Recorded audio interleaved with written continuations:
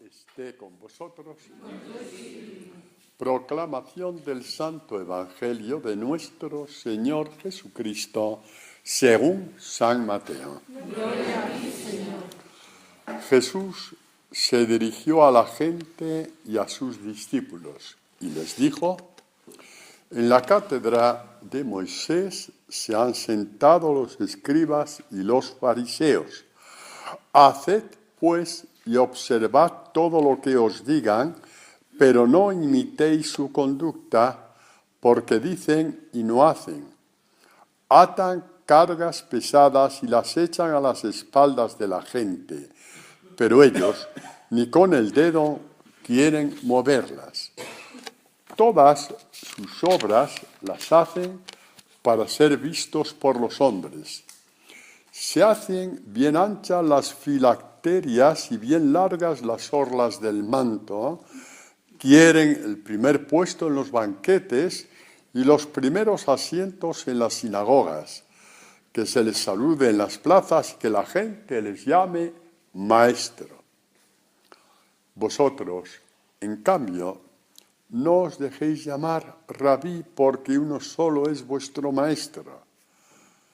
Y vosotros sois todos hermanos. Ni llaméis a nadie Padre vuestro en la tierra, porque uno solo es vuestro Padre, el del cielo. Ni tampoco os dejéis llamar directores, porque uno solo es vuestro director, el Cristo. El mayor entre vosotros será vuestro servidor, pues el que se ensalce será humillado, y el que se humille será ensalzado. Palabra del Señor. Podéis sentaros.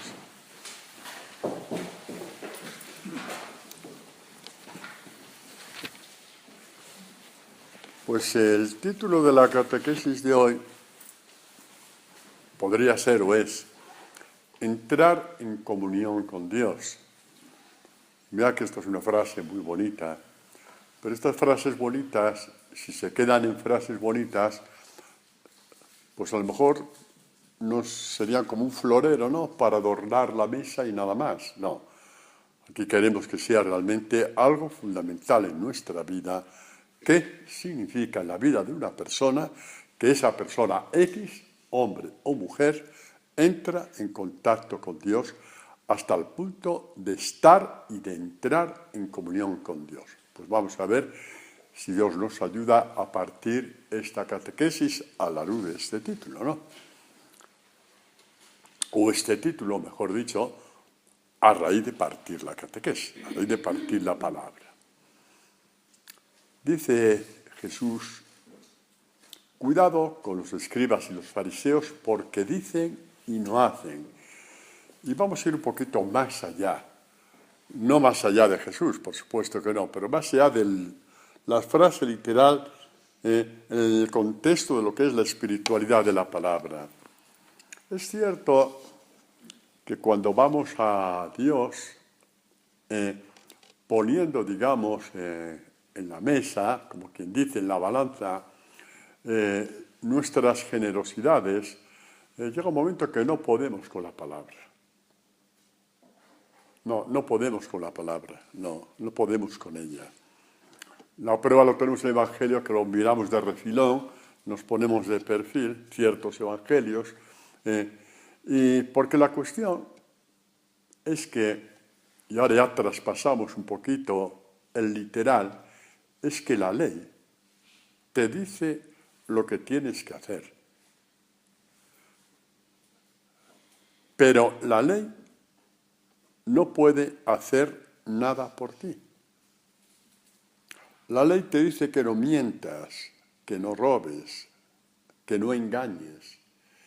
Y te parece muy bien, pero cuando están en juego cosas tuyas muy personales, incluida tu dignidad, por ejemplo, tu seguridad, o no sé qué cosas convenientes, la ley queda inocua, queda obsoleta. Es más fuerte esa necesidad imperiosa que tú tienes de salir adelante en la situación, aunque sea mintiendo, engañando, e incluso haciendo violencias. Eso prima.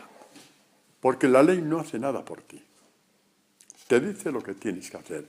Y claro, pues un poquito en este contexto de los escribas y fariseos, es gente de buena voluntad, no tengo que pensar que perversos, que muchos de ellos gente de muy buena voluntad, que incluso cuando empezaron su ministerio, si lo podemos llamar así, los escribas eran los que explicaban la palabra, por ejemplo, y estas cosas, pues lo hacían con buena intención. Cuando ven que no pueden y tal, ¿y ahora qué hacemos? Bueno, pues ¿qué hay cuando hay un incendio en una casa? Vamos a salvar los muebles. Pues ahí vamos a salvar los muebles, a hacer que la gente sea buena, a intentar conducir, reconducir, a meter más miedo.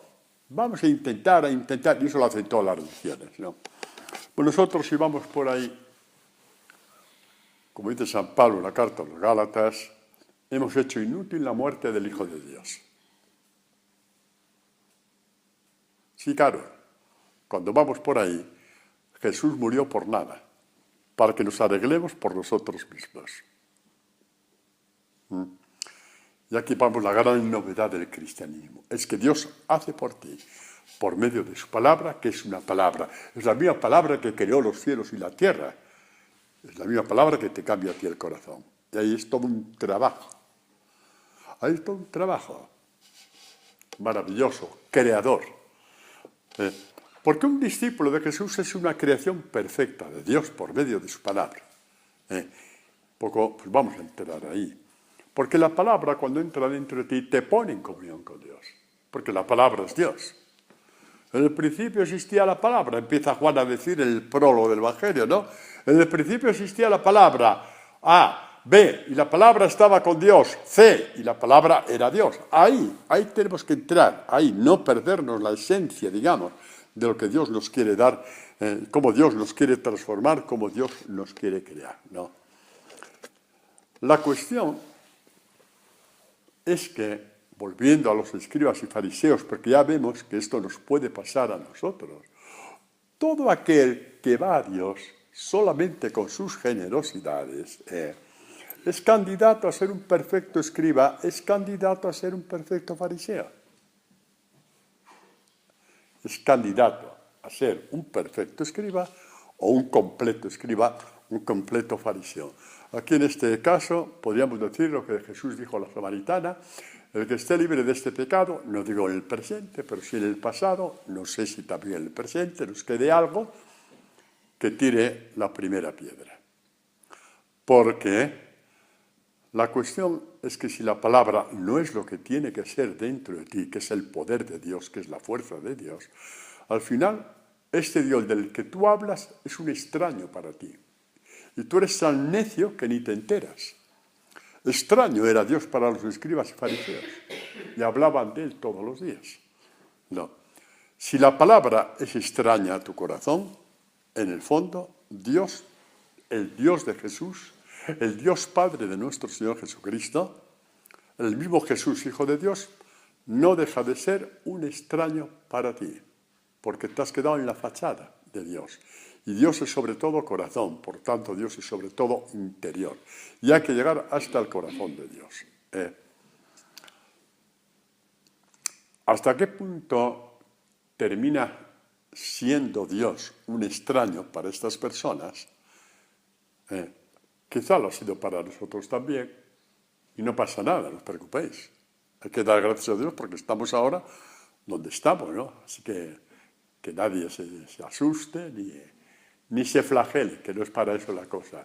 Pero para deciros que hasta tal punto, y aquí sí que vemos, por ejemplo, un signo de cuánto Dios es extraño para una persona. ¿Sabéis cuál es un signo en el que vemos que Dios es extraño para ti, o para mí, o para aquel que oiga esta catequesis en su casa? Cuando, igual que los escribas y los fariseos, de una forma abierta o solapada, haces las cosas para ser vistos por los demás. ¿Qué es lo que dice Jesús? Todas las cosas que hacen, las hacen para ser vistos por la gente. Prefieren el aplauso y la adulación de la gente. ¿Por qué? Porque, aunque suene muy fuerte decirlo, a lo mejor no existe ese Dios que un día les vaya a aplaudir y dar una recompensa. Y más vale pájaro en mano que 100 volando. Eso nunca se admitirá, pero en el trasfondo esa es la razón. Todo lo que hacen, acordaos, ¿no? El fariseo del templo, hago esto, hago lo otro, lo demás será todo, y el ornamento, en fin, toda la prosapia que va por ahí, ¿no? Toda la parafernalia es para ser vistos por los hombres. Necesitan que los hombres los reconozcan, porque eso de que les reconozca Dios, una vez que nos metan en ese agujerito del cementerio, está todavía por ver. Es muy triste, pero la razón fundamental es esta. Pero es que además hay otra cosa. Es que los grandes amigos de Dios, Dios los reconoció en vida. No hizo falta que murieran. Se veía como Dios estaba con ellos, como Dios les allanaba el camino. A pesar de todos los desprecios de la gente y todas las persecuciones de la gente, todo el mundo veía que Dios estaba con ellos. Entonces, la fe adulta, chicos, la fe adulta va por ahí. Jesús pone en el Sermón de la Montaña un punto donde realmente ahí ya no hay escapatoria para aceptar que a lo mejor tú has actuado algunas veces, esperemos que ya no,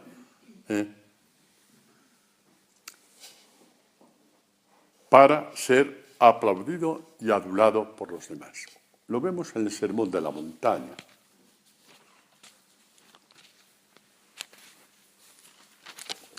Dice así: cuidad, igual que cuidaos de los fariseos, ¿no? Ahora lo mismo, cuidad de no practicar vuestra justicia, es decir, vuestra comunión con Dios. Justicia del verbo ajustar, estar ajustado a Dios. Bienaventurados los que tienen hambre y sed de ajustarse a Dios. Así es como, por ejemplo, San León Magno interpreta esta cuarta bienaventuranza. Bienaventurados los que tienen hambre y sed. De la justicia, digamos, humana, distributiva y tal, también se habla en otras partes de la Escritura. Pero esta bienaventuranza es los que tienen hambre y sed de estar en comunión con Dios, de ajustarse a Dios como una mano se me ajusta a la otra. ¿De acuerdo? Sí, lo veis, ¿no? Eso es. Pues cuidad de no predicar esa vuestra pretendida comunión con Dios delante de los hombres para ser vistos por ellos. Todo lo que hacen es para ser vistos por la gente. Cuidado, ¿no? De lo contrario, no tendréis recompensa de vuestro Padre Celestial. Por lo tanto, por ejemplo, cuando hagas limosna, no lo vayas trompeteando por delante como hacen los hipócritas en las sinagogas. En las sinagogas, en lugar del culto. Mira que Jesús apunta a derecha, no está hablando de los no creyentes, no está hablando de los no practicantes, está hablando de los que están dentro, de los que están fuera. Es que es muy gordo esto que está diciendo Jesús. El problema de los que están dentro y que encima nos permitimos el lujo de juzgar a los que están fuera. No, Jesús va a decir a los que estamos dentro. Padre Antonio y compañía. A los que estamos dentro. Como hacen los hipócritas en las sinagogas y por las calles con el fin de ser honrados por los hombres, en verdad os digo que ya reciben su paga. Tú, en cambio, cuando hagas limosna, que no sepa tu mano izquierda lo que hace tu derecha. Así tu limosna quedará en secreto. Y tu Padre, que ve lo secreto, te recompensará. 2 veces en este texto tan pequeñito de apenas 6 versículos, el verbo ver, 4 versículos. Para ser vistos por los hombres o, a lo mejor, si es que te lo crees, para ser visto por Dios.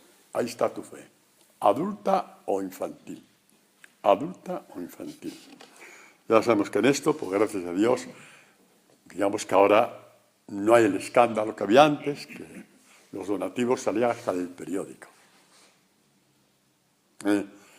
Que un magnate como el señor no sé qué dé 100.000 euros para la lucha con el cáncer, me parece muy bien porque está hablando en su contexto. Pero que una persona que se dice discípulo de Jesús aparezca al mismo nivel que ese magnate, estamos ahí realmente bailando fuera de texto. ¿De acuerdo? Y esto se ha hecho mucho. Y se hace que una persona hace una donación, se tiene que enterar todo el barrio, se tiene que enterar toda la parroquia, se tiene que enterar porque se hace público. No, hombre, no.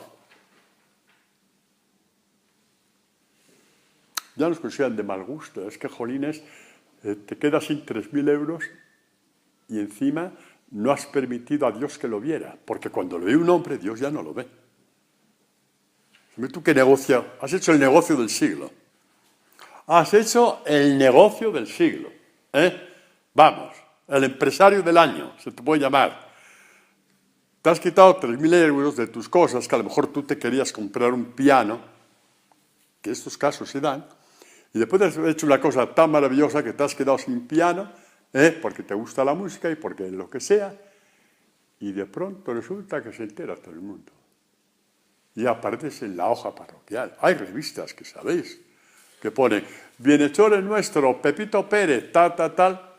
Y yo digo, estas gentes, que son gente religiosa, que son gente, revistas de instituciones religiosas, que van en contra totalmente del Evangelio, pero con qué descaro, ¿cómo pueden? Y sin embargo, veis que es así. Pepito Pérez para una beca, Pepito Pérez para no sé qué del campanario, Pepito Pérez para tal, y aparece ahí. Y yo, pero esta gente nunca leyó el Evangelio. Y si lo han leído, ¿cómo pueden despreciarlo así? Lo entendemos, ¿no? Por eso una cosa que me alegra de nosotros cuando hacemos nuestro proyecto, que no sé por cómo, por H o por B, parece que no va a salir y termina saliendo siempre. Nunca nadie sabe quién dio cada uno. Nunca nadie lo sabe. El más absoluto secreto, y por eso es muy agradable a Dios, sobre todo por la forma como lo hacemos. Porque solamente Dios ve los sacrificios que hacen personas muy concretas para hacer esto, para llegar a esto. Y hasta riesgos. El caso es que sale, un año detrás de otro. Bueno, pues en la oración dice lo mismo, y tu Padre que ve en lo secreto, y también el ayuno. Que tu ayuno sea visto no por los hombres, sino por tu Padre que está en el cielo. Y tu Padre que ve en lo secreto te recompensará. Es muy bonito que tanto en la oración como en la limosna y el ayuno, son tres puntales, digamos, de la espiritualidad de Israel. Los tres termina exactamente igual. Tu Padre que ve en lo secreto te recompensará. ¿Verdad, Angelines? ¿Qué pasa cuando no nos lo creemos? Pues que lo tenemos que publicar, porque para eso hemos pasado hambre. Lo tenemos que publicar. Hasta que vamos creciendo, y entonces lo haces así, con simplicidad entre tú y Dios. Con simplicidad entre tú y Dios. Cuando éramos pequeños, os acordáis, ¿no? Llegaba la Cuaresma y era normal decir, pues yo en esta Cuaresma voy a ofrecer esto a Dios. Se nos enseñó así. Y no voy a juzgar ni a criticar, pero tanto para deciros que a la gente le parecía normal. Le parecía normal decir, yo voy a ofrecer esto a Dios, no voy a ir al cine, no voy a ir a fumar, no voy a esto, no voy a lo otro. Exactamente. ¿Qué os parece? ¿Qué os parece, más que nada, para deciros que se han normalizado cosas que de una forma o de otra estaban como mínimo de perfil al Evangelio? No digamos ya en contra, pero por lo menos de perfil. No culpo a nadie, ¿vale? Pero ahora ya sabemos por dónde Dios nos va llevando para pisar fuerte en el camino del discipulado, para dejar huella de Jesús, porque ahí donde hay una persona que va cumpliendo el Evangelio por obra y gracia de Dios, están las huellas de Jesús en ese camino del discipulado, porque estamos siguiendo, como dice San Pedro, las huellas de Jesús. Nos dejó sus huellas, y sobre esas huellas vamos nosotros, y se van, como quien dice, impregnando nuestras huellas con las huellas de Jesús o las huellas de Jesús con las nuestras. Es lo mismo, pero lo importante es esto, que sea Dios el que nos quiera ver. Porque, ¿cuál es el problema de fondo cuando queremos que la gente se entera de lo que hacemos? ¿Cuál es el problema de fondo? Que no es un problema táctico, No es un problema táctico, logístico, que te vean o no te vean, que el problema es muchísimo más gordo. El problema detrás de eso, de que la gente nos vea, que la gente se entere. Ay, no solo quería decir padre, pero di una hacienda a no sé qué, a los testigos de no sé qué. Si no me lo querías decir, ¿por qué me lo has dicho? Ah, es que querías decirlo. Pues acaba pronto ya, señora, que ya me lo has dicho. Es que decir, no, cosas parecidas me han pasado a mí. Al grano, por ahí no va la cosa. Dejemos, damos un salto en la catequesis porque eso ya está más que dicho. Pero ¿cuál es el problema? Eso sí, el problema es lo que dice Jesucristo. ¿Cómo podéis creer vosotros que aceptáis gloria unos de otros y no buscáis la gloria que viene del único Dios? Este es el problema. Nadie puede vivir sin la propia gloria. Nadie. Hemos nacido para tener un pedacito de gloria. La cuestión es si tú quieres una gloria que dura un día, como dice Isaías, que pone con San Pedro, que es como la hierba del campo, que florece y se marchita en un día, o aunque sea en 30 años, se marchita y te quedaste sin ella. Y cuando se marchita no te queda ni el recuerdo. Y si te queda el recuerdo es para que sufras más todavía, pero ya eres un don nadie. Ya eres un don nadie. Mientras que cuando buscas la gloria de Dios, tienes un nombre para Dios. Este es mi hijo amado. Esta es mi hija Paquita, a quien yo quiero. En ella tengo mis complacencias. Así fue como Jesús recibió esto de parte del Padre al salir del bautismo. Y así nos pasa a nosotros. Tienes un nombre para Dios que te dice, en ti yo encuentro mis complacencias. Y esto no lo puede matar nadie, ni el tiempo, ni el terremoto, ni la guerra, ni la devastación, ni la destrucción nuclear podrá jamás tocar, ni por asomo, la gloria que habéis tejido tú y Dios juntos, porque te has dejado ver por Dios. Poniendo un muro con respecto a estas obras ante los ojos de los hombres. No tienen por qué ver lo que tú haces.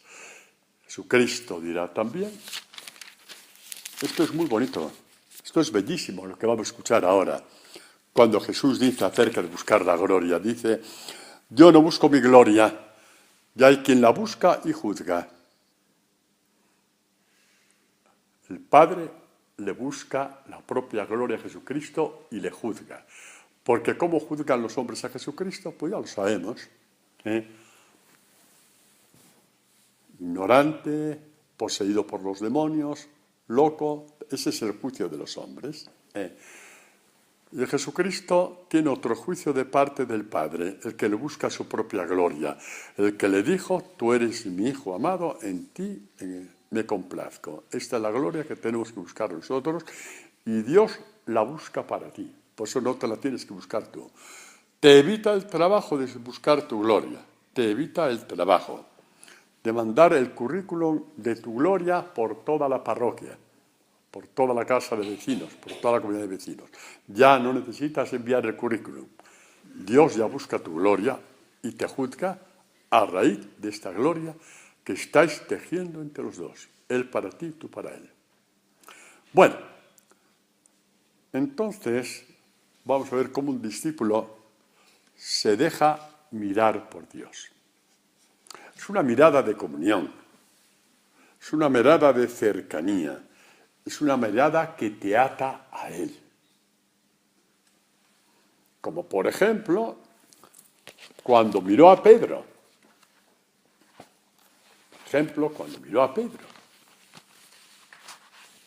Ya sabéis que como su hermano Andrés, que había ya encontrado a Jesús, discípulos de San Juan Bautista,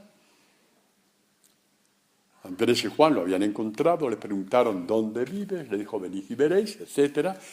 Y quedó tan impresionado Andrés que inmediatamente fue a buscar a su hermano Pedro y le dijo, hemos encontrado al Mesías, lo mejor que se podía decir a un israelita que busca a Dios. 2000 años desde Abraham, prácticamente, 1850 años, dicen los historiadores, desde Abraham, que de generación en generación están buscando al Mesías, y de pronto la noticia bomba, que cambia la historia de la humanidad y la tuya. hemos encontrado al Mesías, y lo llevó donde Jesús. Jesús, fijando su mirada en él, le dijo: tú eres Simón, el hijo de Juan, tú te llamarás Cefas, que quiere decir piedra. Le miró y lo ató a él. Es la mirada de comunión.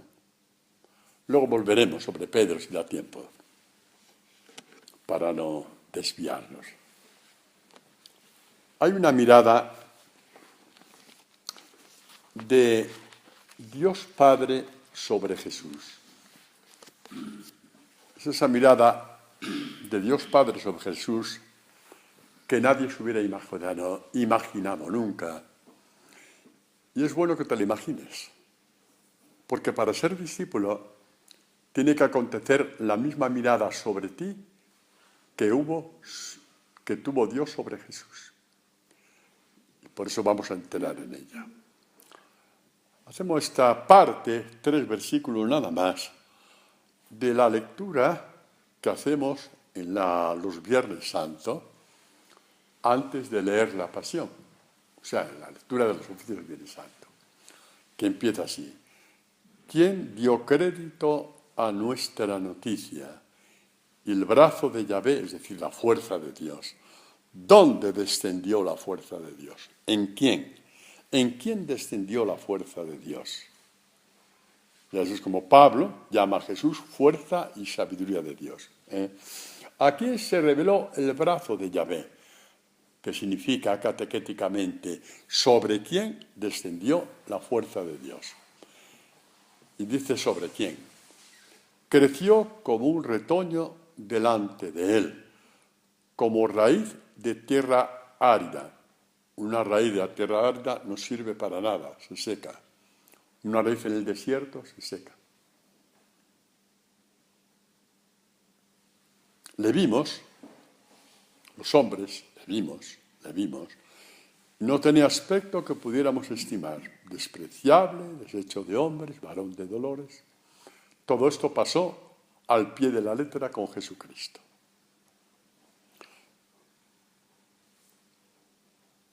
Así es como los vimos los hombres.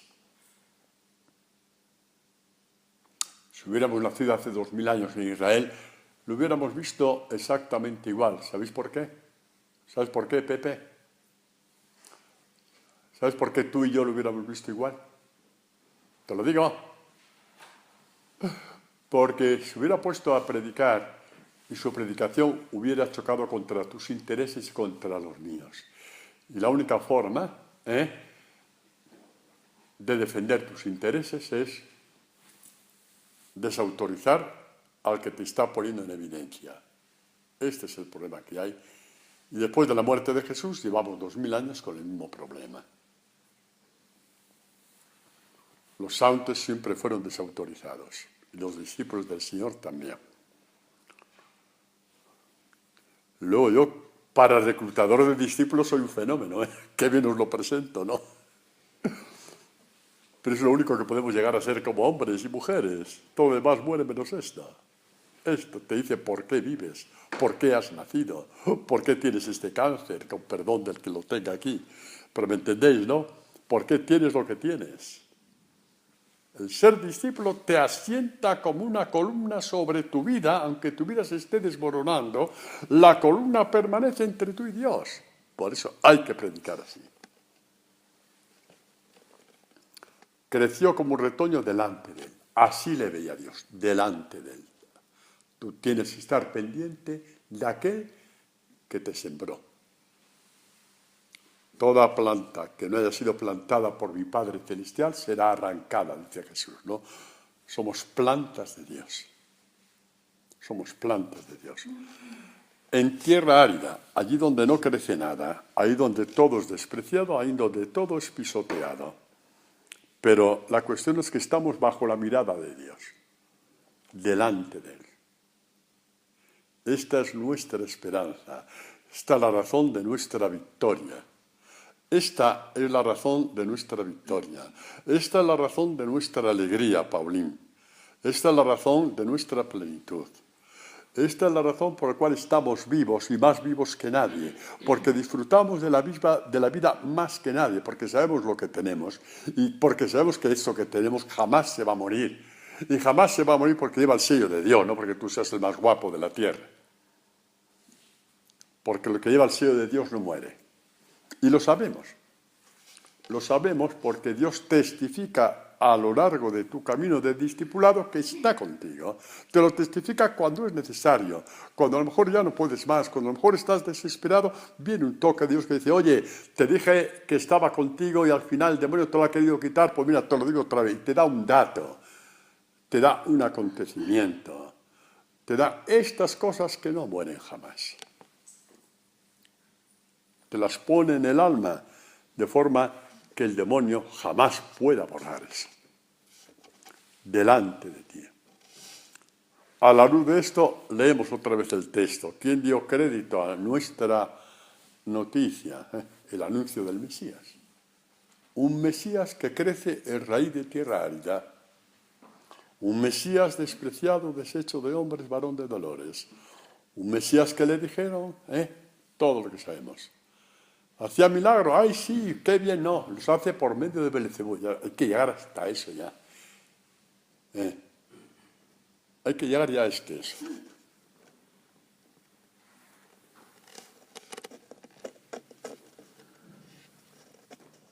Si los apóstoles hubieran sabido un poquito de bodegas de vino, dirían que estos señores que decían de Jesús, que hacían los milagros por el Cebú, dirían, es que esos tíos son tontos, gran reserva. Exactamente. Denominación de origen es poco, gran reserva, porque más no se puede ser. El problema es cuando lo hemos sido nosotros, también, ante las evidencias de la verdad. Creció delante de él. Esta es nuestra esperanza. Esta fue la esperanza de Jesús. Es la esperanza de Jesús. Saber que el Padre estaba con él. Saber, no me ha dejado solo porque yo hago lo que le agrada. Y lo que le agrada era la palabra que le iba dando y la iba cumpliendo. No tuvo que buscar un libro de ascética, no tuvo que buscar un libro de penitencias, que ya había entonces los esenios famosos, ¿no? No tuvo que buscar nada de eso. El estar delante del Padre significaba acoger la palabra tal y como venía. Tal y como venía. A lo mejor tuvo que sufrir tantas veces a su madre. Jesús. A lo mejor 3 meses sin verla. Que el problema no es 3 meses sin verla. Es lo que llegaba a María de la gente de Nazaret. Oye, ¿sabes que le llaman loco? ¿Sabes que los fariseos no le aceptan? ¿Sabes que los sumos sacerdotes dicen eso de tu hijo? ¿Qué pasa? ¿Está loco? ¿Lo has educado como un loco o qué? Y Jesús tenía que hacer lo que tenía que hacer. Y a lo mejor solamente después de 3 meses iba ahí, a Nazaret.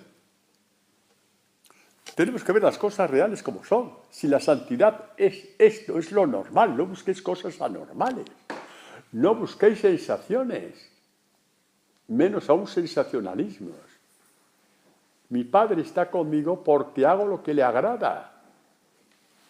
Vamos al centro de las cosas, a la santidad propia del Hijo de Dios que Él nos quiere transmitir. Que ahí no hay trampa ni cartón, ni hay desviación de Satanás. No puede ser.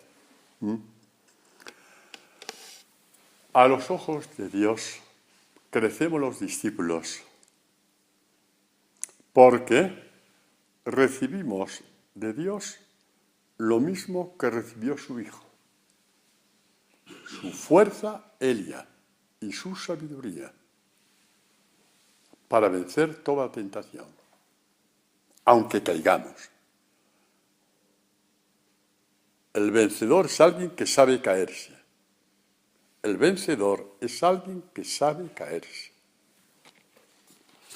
Dice San Pablo,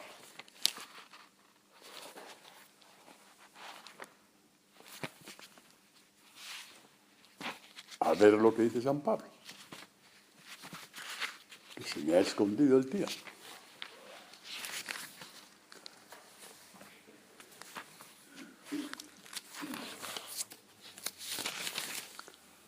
Dice, de hecho, acerca de la relación del cristiano y la predicación, la relación entre el discípulo y la predicación, una relación indisoluble que no puede faltar.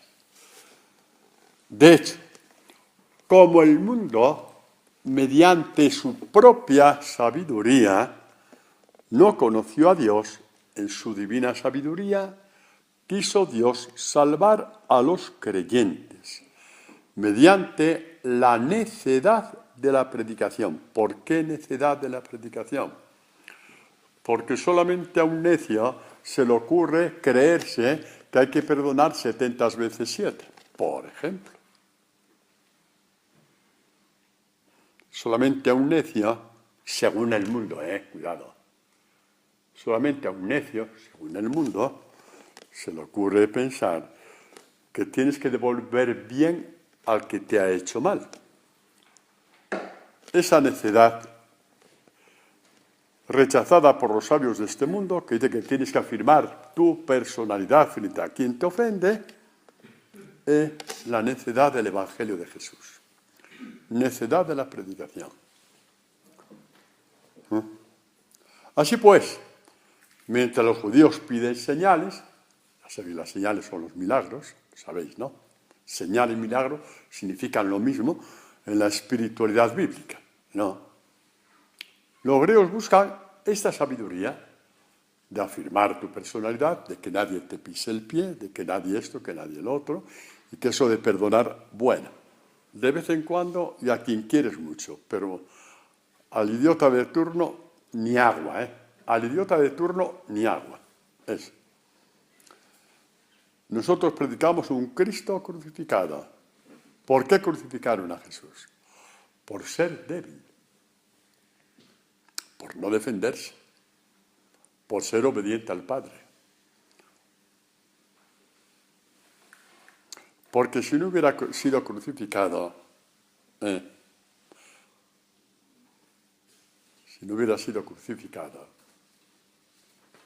Carmen Rubio, si no hubiera sido crucificado, seríamos los hombres más tontos del mundo anunciando su evangelio. Fue crucificado para hacernos ver que el evangelio era divino, no humano. Que el evangelio era divino. Las obras de Santa Teresa, por muy santas que sean, son humanas. Las de San Juan de la Cruz son humanas. Las del mejor hombre de este mundo son humanas. Las de la mejor mujer de este mundo son humanas. El que salió de la boca de Jesús es divino. Y para que fuera así, Jesús murió. Predicamos a un Cristo crucificado. Escándalo para los judíos. ¿Cómo es que se ha dejado matar? No puede ser Dios. Si hubiera sido Dios, no hubiera muerto en la cruz. Se hubiera defendido. Y necedad para los gentiles, por lo que he dicho antes, que no voy a repetir. Más para los llamados, lo mismo judíos que griegos. Griegos son los gentiles, ¿no? Toda la humanidad, un Cristo que es fuerza de Dios y sabiduría de Dios. Ahí está nuestra esperanza. Un discípulo es llamado, un hombre, una mujer, es llamado a ser discípula de Jesús, partiendo de la fuerza y sabiduría de Dios.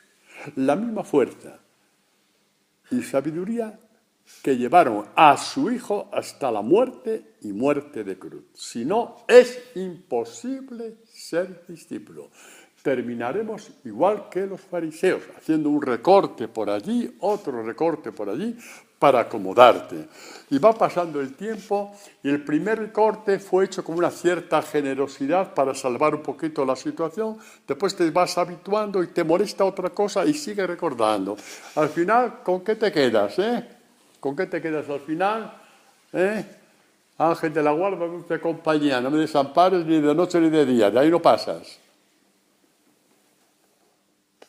Por decir algo, ¿no? Para que nos enteremos. El Evangelio, hermanos. El Evangelio. El mundo necesita el Evangelio. El mundo que sufre necesita el Evangelio. El mundo sin esperanza necesita el Evangelio. Que Jesús murió por el Evangelio. Que costó el precio de su sangre, porque el Evangelio, repito, es divino. Es divino. Es divino.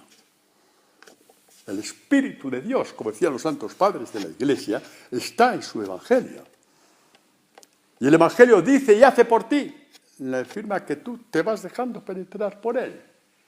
Por supuesto que lo que tienes que hacer lo haces tú, pero lo haces con la fuerza de Dios y lo haces con la sabiduría de Dios. Y este es un mensaje de esperanza que hay que predicar mañana, tarde y noche. Que somos discípulos por la fuerza de Dios, que somos discípulos por la sabiduría de Dios y que Jesucristo es la fuerza y la sabiduría de Dios, tal y como dice San Pablo, infundida por su Padre, infundida por medio de Jesucristo a nosotros.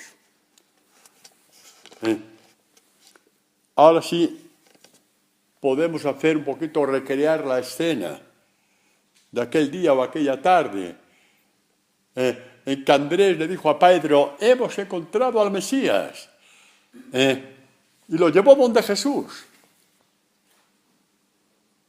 Y Jesús entró en comunión con este hombre, le miró fijamente. Le miró fijamente. Esta mirada de Jesús que nos va traspasando lo que Él es como Hijo de Dios. Su mismo espíritu, como dice San Pablo, los que tenemos el espíritu de Jesús. Su fuerza, su sabiduría. No somos héroes, no somos generosos. Esto lo dejamos para otros. Lo dejamos para las ONGs que harán un bien enorme y que Dios les premiará. Que sí, que Dios les premiará, pero es que nosotros estamos en otra onda. Estamos en la onda de la fuerza y de la sabiduría de Dios. Hacemos un servicio impagable al mundo. Porque las huellas de Dios estarán en el mundo mientras se predique su Evangelio. Porque el Evangelio es divino. Es divino. Y vale la pena dar la vida por el Evangelio. Unos como seglares, otros como sacerdotes, pero vale la pena hacerlo. Porque es lo más importante que Dios nos ha querido dar. Lo es. Pues,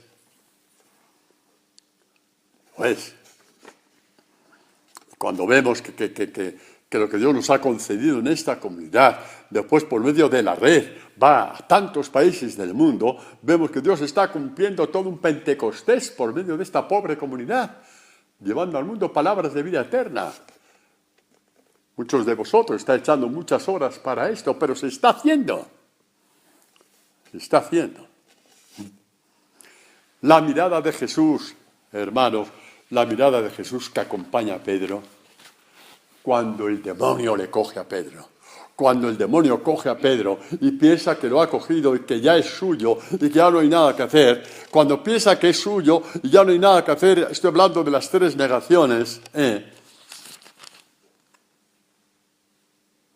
nos dice Lucas que después de las 3 negaciones, leemos la última. Le dijo Pedro a esta mujer: no sé de qué me hablas.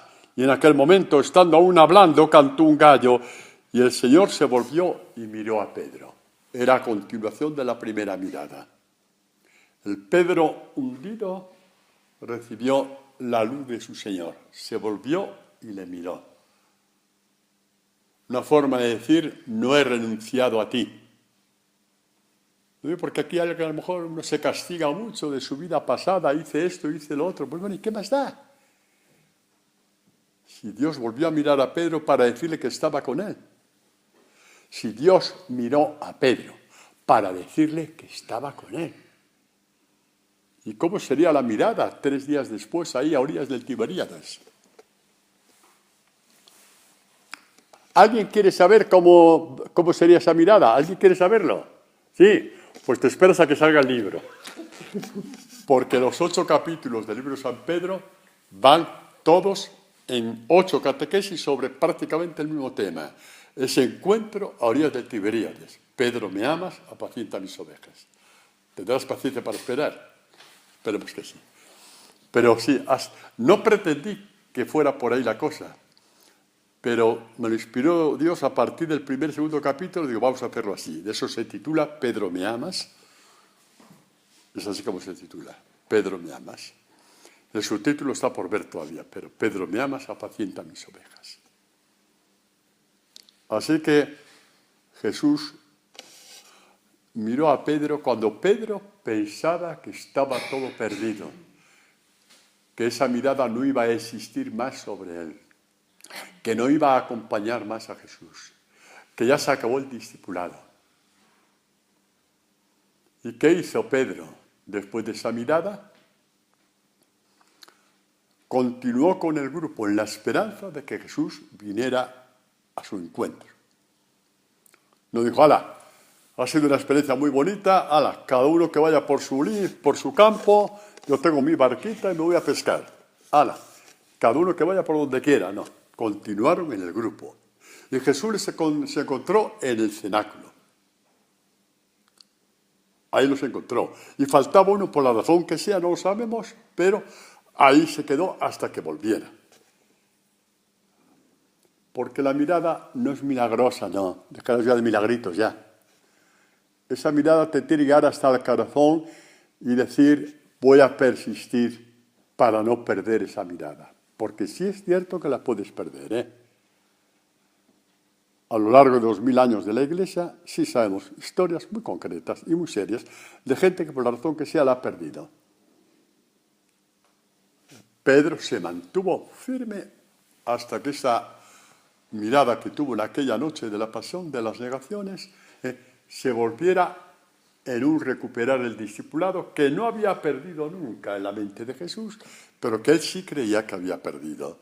De ahí el encuentro, el Pedro, ¿me amas? ¿No? ¿Os imagináis la sorpresa de los apóstoles? Cuando se reúne ahí en esa pesca en el Tiberíades, todos juntos, y de pronto le coge a Pedro aparte y se lo lleva. Esto fue una catequesis bellísima para los apóstoles, porque también ellos podían pensar que ya, aunque continuara, ya no existía la roca de la Iglesia, ya no sería la roca de la Iglesia. Y los apóstoles se dieron cuenta de que las cuentas de Dios son otras. Las cuentas de Dios son otras. Jesús recuperó a Pedro y Pedro se dejó recuperar por él. Porque si Pedro no está con el grupo en ese día concreto, por las razones que sea, no sabemos cómo sería la historia. Pero igual que la que estamos contando hoy, seguro que no. Somos elegidos por Dios. Pero esa elección no sirve si al mismo tiempo tú no eliges la elección. No, no es un trabalenguas. Parece un trabalenguas, pero no lo es. Un discípulo escoge ser elegido. Cuando cae, se mantiene en la elección, recupera la elección, mantiene y recupera y reafirma su fidelidad a Dios. Dentro de su debilidad, pero da los pasos que tiene que dar. Eso es importantísimo, ¿no? Esto es importantísimo.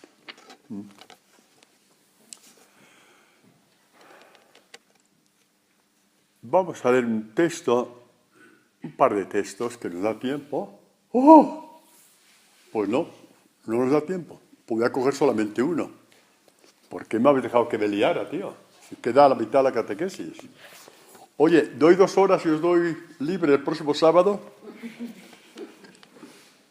Pues fuerza y sabiduría de Dios. No, unos minutos más me vais a dar, porque es que esto es impresionante acerca de esta fuerza de Dios, que fuerza y sabiduría van juntas, ¿no?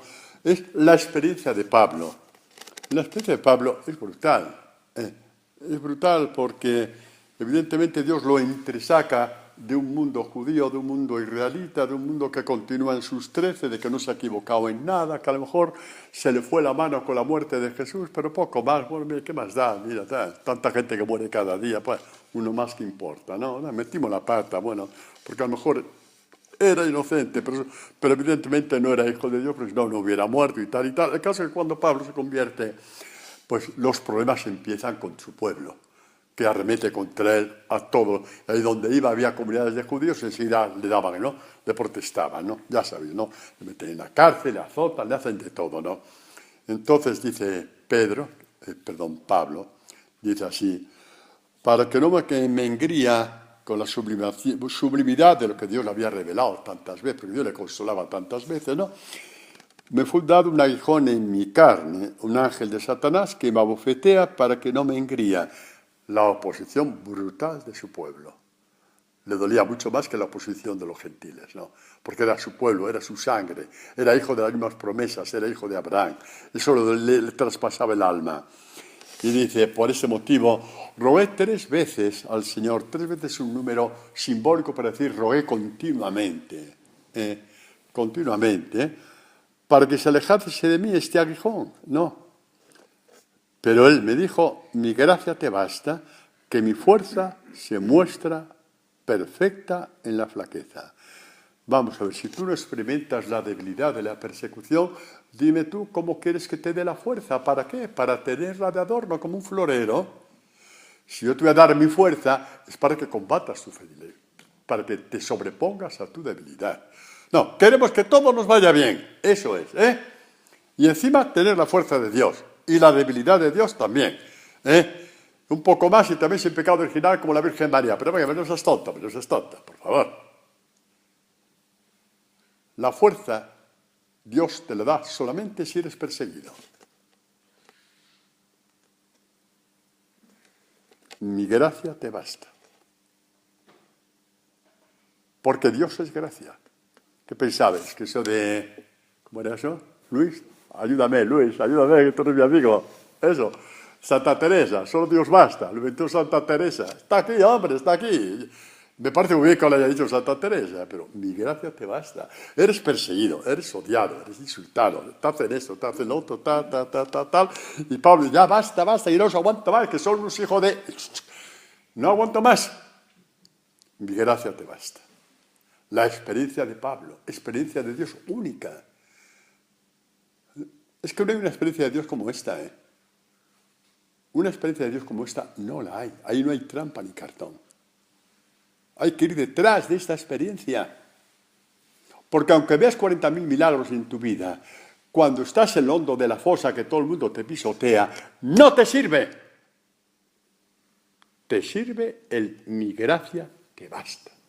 Mi fuerza te basta. Eso es lo que te sirve, para sobreponerte a todas las humillaciones que te va a dar el discipulado.